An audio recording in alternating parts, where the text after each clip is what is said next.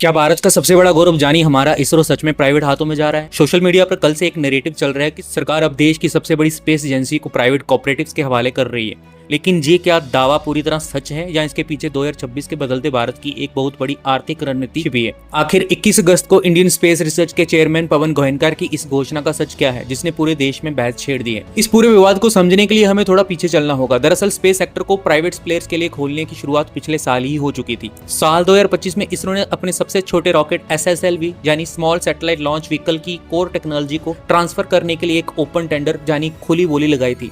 और तब भी सोशल मीडिया पर हल्ला मचा था कि ये रॉकेट अडानी ग्रुप को दे दिया जाए। लेकिन जब 2025 में फाइनल बिडिंग के नतीजे आए तो सबको हैरानी हुई। अडानी समर्थित अल्फा डिजाइन ने 373 करोड़ की बोली तो लगाई थी, लेकिन देश की सरकारी रक्षा क्षेत्र की कंपनी HAL यानी हिंदुस्तान एरोनॉटिक्स लिमिटेड ने 511 करोड़ की सबसे बड़ी बोली लगाकर ये कॉन्ट्रैक्ट अपने नाम कर लिया था। यानी टेक्नोलॉजी का ट्रांसफर तो हुआ था, लेकिन वह एक सरकारी कंपनी के पास ही रही। लेकिन अब अगस्त 2026 में आकर सरकार ने इस खेल के नियम पूरी तरह बदल दिए हैं और यही वो मोड़ है जहां से असली विवाद शुरू होता है। सरकार ने आधिकारिक तौर पर साफ कर दिया है कि इसरो के अब व्यावसायिक रॉकेट जैसे PSLV और LBM-3 का मैन्युफैक्चरिंग और असेंबली का काम खुद नहीं करेगा। और सबसे बड़ा झटका क्या है, सरकार ने नीतिगत बदलाव करते हुए आगामी PSLV और भारी भरकम LBM-3 रॉकेट्स की टेक्नोलॉजी रेस से HAL जैसी सरकारी कंपनी को पूरी तरह बैन कर दिया है। इसका मतलब बिल्कुल साफ है कि आने वाले समय के भारत के सबसे बड़े और मुख्य रॉकेट्स बनाने का काम 100% सिर्फ और सिर्फ भारतीय प्राइवेट कंपनियों को ही सौंपा जाएगा। तो क्या पूर्व इसरो प्रमुख जी माधवन नायर जैसे दिग्गज वैज्ञानिकों की ये चिंता सही है कि सरकार अब सब कुछ प्राइवेट हाथों में सौंप रही है?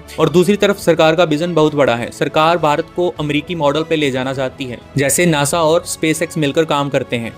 इसरो एक रिसर्च और डेवलपमेंट संस्था है, कोई फैक्ट्री नहीं। वैज्ञानिकों का काम हर महीने पुराने रॉकेट असेंबल करना नहीं, बल्कि गगनयान, चंद्रयान और गहरे अंतरिक्ष के नए मिशनों पर रिसर्च करना है। जब टाटा, L&T, स्काईरूट और पिक्सल जैसी भारतीय प्राइवेट कंपनियां रॉकेट बनाएंगी तो भारत की स्पेस इकोनॉमी आज से $8 बिलियन से बढ़कर 2033 तक $44 बिलियन हो जाएगी।